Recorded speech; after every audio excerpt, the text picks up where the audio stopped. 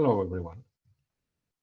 My name is Borja, and today I want to talk about our work towards federated learning with assumption-free differential privacy guarantees.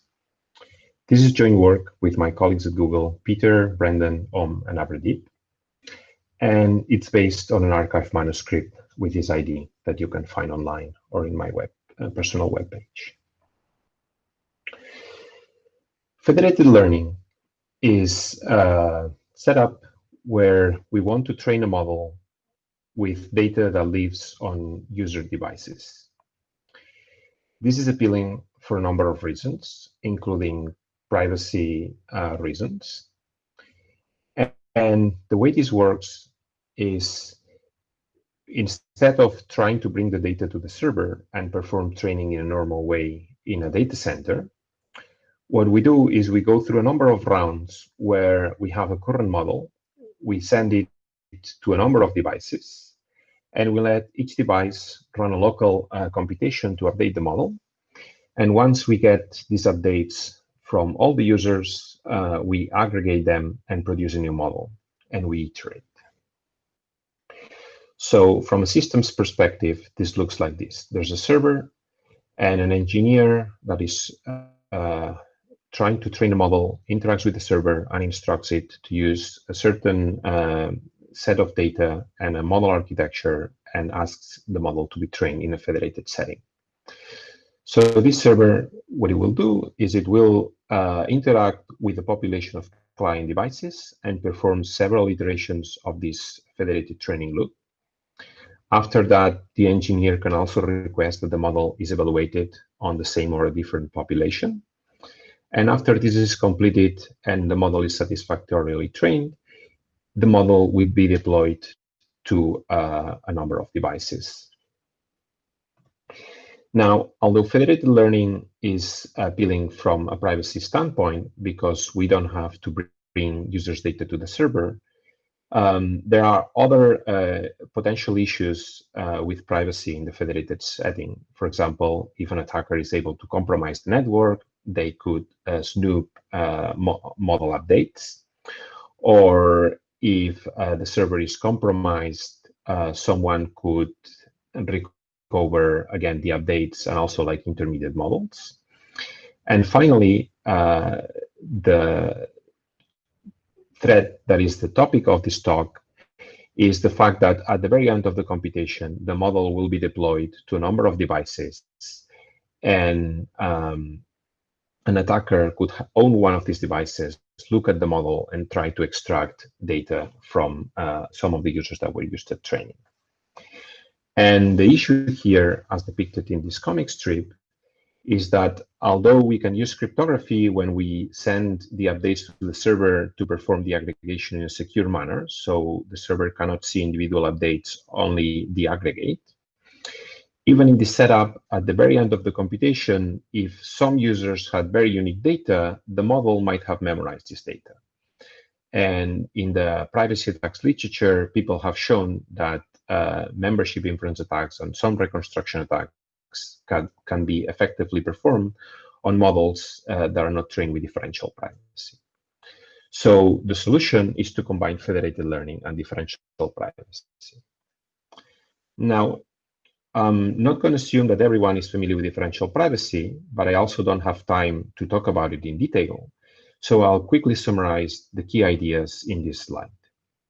In differential privacy, we deal with a randomized algorithm M that performs some sort of query on a data set. And in the case of machine learning, the query would be to train a particular model architecture with a given data set.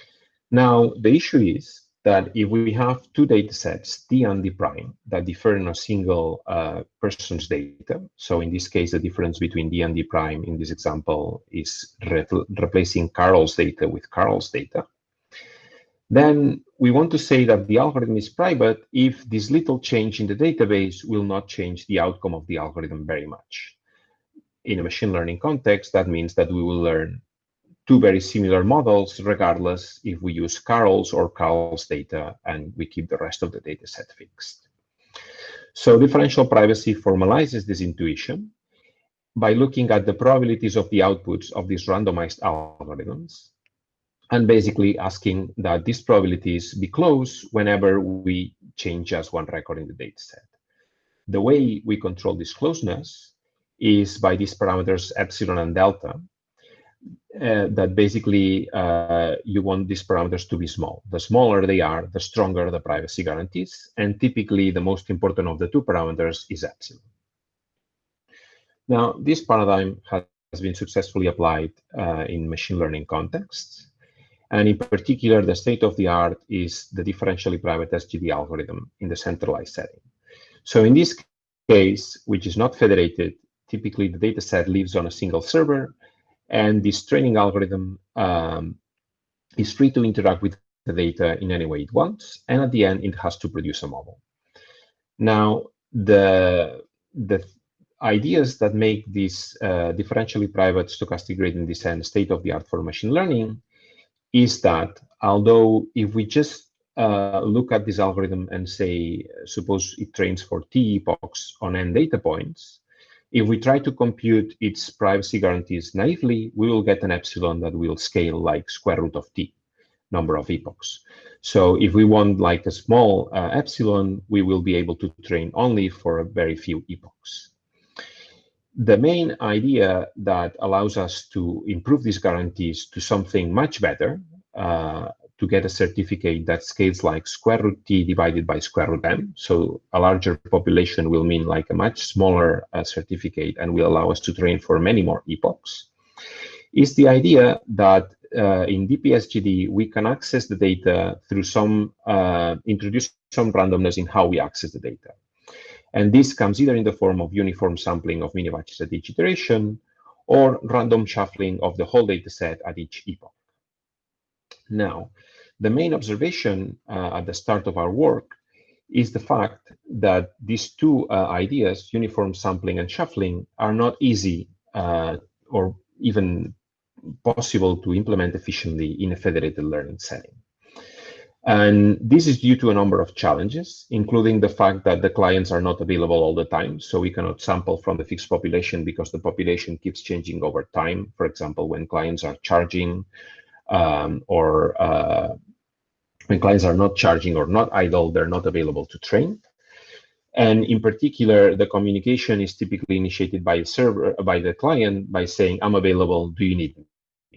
So the server in general doesn't even have access to like who is the whole population.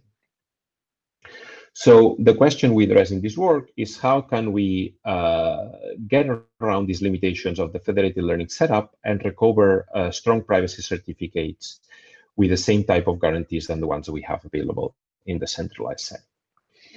To do that, we proposed a protocol that we call random check-ins, where the idea is that clients will by themselves decide when to interact with the server, and all the server has to do is offer a number of slots at which like the training iterations happen, and the clients will use their own randomness to decide when and how to interact with these slots. So the basic idea is that first, what the clients do is at the beginning of the protocol, they flip a coin and use this coin to decide if they will participate. If they do decide to participate, then they will roll a die, and they will use this die to choose at random one of the training slots that is available during their availability period, like during the time that the client is online and available for training. This is the key idea behind the random check-ins protocol. You can find more details in the paper, but I want to highlight two properties here. The first one is that the randomness is fully induced by the client, and it leverages two primitives that resemble sampling and shuffling. So the flipping of the coin gives us a sampling style private simplification, and the rolling of the die gives us a shuffling style amplification because it introduces uncertainty on which point in time the client will participate, if they are in fact participating. And secondly, this is compatible with clients having non-overlapping and limited availability. As I said, More details can be found in the paper, but I want to highlight the advantages of this approach. The first one is the efficiency in terms of communication. We generate this randomness in the client, so the server doesn't need to generate some randomness and distribute it and broadcast it to all clients. On top of that, we're leveraging the two well-known amplification phenomena coming from sampling and shuffling. And we can mathematically show that the amplification that is achieved by the random check-ins protocol is similar to what you obtain in the centralized case when you're using either uniform sampling or shuffling. On top of that, you don't need to know the population size to compute precise privacy guarantees at the server, which are the guarantees that we want to associate with the models once they are released. On top of that, this is a very flexible technique, and it includes, for example, a check-in period that allows clients to trade off privacy and utility even when they have limited availability. And on the server side, it requires minimal orchestration because at each time step, all the server needs to do is look at the list of clients that checked in for that time slot and pick one or many of them to contribute to the computation. So this gets me to the end of my talk. In conclusion, what I have shown is that federated learning can benefit from the strong differential privacy guarantees that are available in the centralized setting, but that extending the current analysis techniques is not trivial. And to solve this issue, we propose the random check-ins protocol that achieves a privacy amplification comparable to the one available in the centralized setting using only client-side randomness. And on top of that, it uses minimal server-side orchestration and requires no population information to provide privacy guarantees. If you're interested, I suggest you look at the paper. In there, you will find more information. In particular, you will find 3 concrete DPSGD protocols for federated learning designed for different scenarios, including the setting where the population is much larger than the server capacity, the case where the population is of the order of the server capacity, and the case where the clients have different availability windows. For each of these protocols, we provide a privacy analysis and a utility analysis in the convex case, that is assuming that the machine learning problem we're trying to solve is convex. And in this setup, we show that with the proper choice of hyperparameters, including learning rate and amount of noise, we can recover the optimal population risk that is available for DPSGD in the centralized setting. So in a sense, these protocols are kind of optimal in the convex case. And finally, from our analysis, it actually follows an improvement of the analysis of amplification by shuffling, which might also be of independent interest. Thank you very much for your attention, and I look forward to your questions.